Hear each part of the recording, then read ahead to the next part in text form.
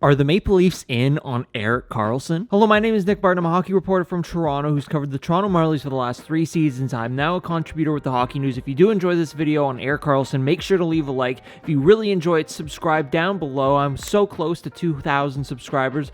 Love to hit that very soon, so if you do enjoy the content, hit the subscription button. On Saturday morning, Chris Johnston quote tweeted a story from Adam Johansson on Erik Karlsson. Johnston said, after winning the Golden Puck as Sweden's best hockey player, Erik Karlsson opened up about his ongoing trade process, confirmed he's spoken with Pittsburgh, Carolina, Seattle, and Toronto, plus others, and says, I just want the best chance to get the best team. So, Erik Karlsson to Toronto, is that even possible? From the article with Johansson and Erik Karlsson, he is asked a number of questions about going to Pittsburgh and what that might be like, speaking with Jason Spezza in Pittsburgh, Carolina being possibly one of the teams, as well as Toronto. I'll link the article down below if you want to take a read. If you can read Swedish, that's really good, and you could read this. If you don't read Swedish, you can always turn on Google Translate like I am, and I'm going to show you some of the answers that he said. Erik Karlsson says about Spezza, me and Spezza have talked a lot, but we have been friends since before. There have been no business there. We also talked when he was in Toronto.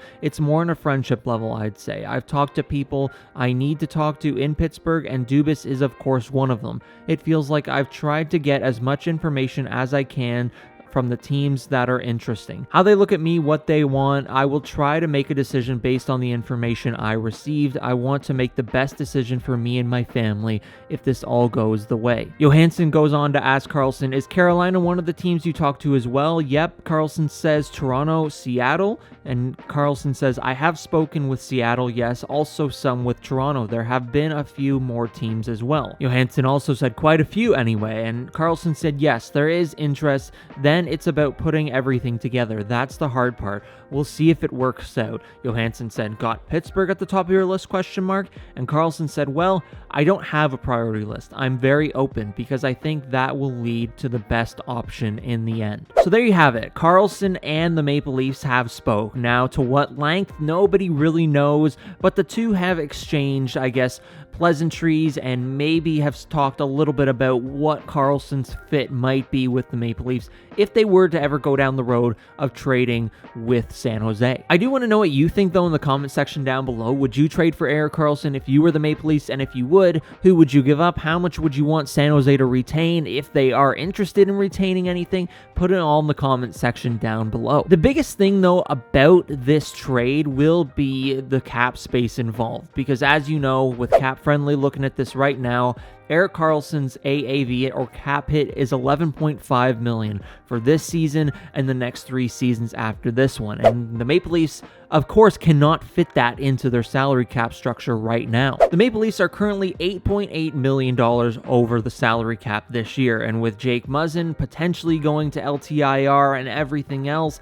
they are $3.2 million over the salary cap, and that still includes Matt Murray, as well as the Leafs still not having signed Ilya Samsonov as of Saturday morning when I'm recording this video. And the other thing is, will San Jose even retain much of Erik Karlsson's salary? I've seen reports before where San Jose and GM Mike Grier aren't really interested or keen on, taking some salary and retaining it. So the big question is are they going to be able to retain salary, and are the Maple Leafs even going to be able to fit him in the team structure in terms of the cap? And at right this point in time, it doesn't seem like it. There is the obvious thing you can do if you're the Maple Leafs, and that's move out a contract and bring in Erik Karlsson, but $11.5 million, that would make him the second most expensive player on this team, right behind Austin Matthews. So you look at that cap structure, you already have a number of players, including William Nylander, who's likely going to get $9 million plus this next season. It's going to be really hard. And when I mean really hard, I should say really, really difficult to add Erik Karlsson into your plans. And when you look at the Maple Leafs defense structure as well, is there really a fit? I mean, you already have a guy who's an offensively gifted defenseman in Morgan Rielly. You also added John Klingberg, who also fits into that category. Are you going to subtract one of those players to bring Carlson in, or another player, maybe like TJ Brody? That's really difficult to say because you're going to have a lot of right shot defensemen at that point. And again, you look at the left side, you have Morgan Rielly, you have Jake McCabe, you have Mark Giordano. That right side, obviously with TJ Brody there, still fits.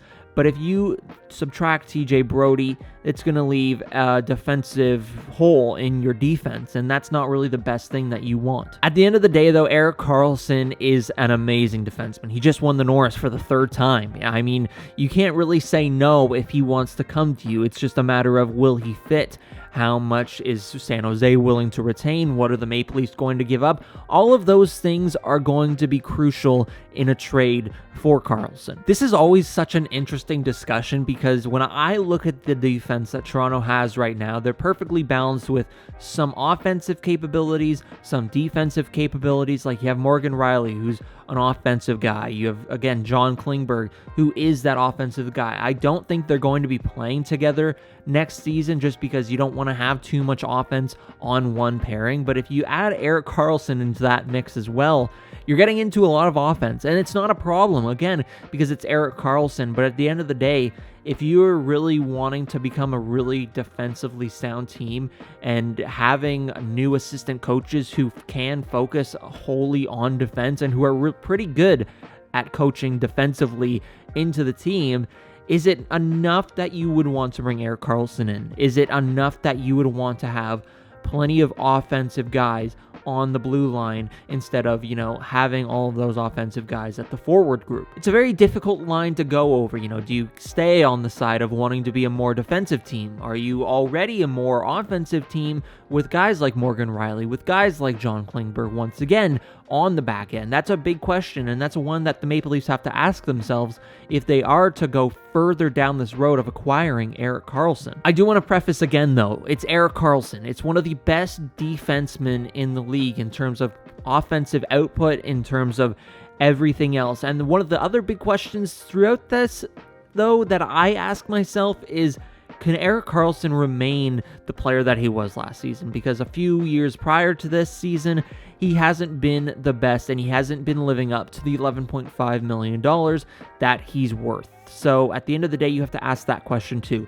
Is he going to be consistently a great defenseman in the NHL? The answer, if you find yourself saying no, you probably don't lean towards getting him in a deal. If you think, it's possible and he can continue this over the next 4 seasons, then hey, go for it. I just don't know if this is a player that makes sense in the Maple Leaf structure right now. So again, I do want to hear your comments about Erik Karlsson, your thoughts, your opinions, who the Maple Leafs could trade for him, everything that you have on Erik Karlsson, put it in the comment section down below.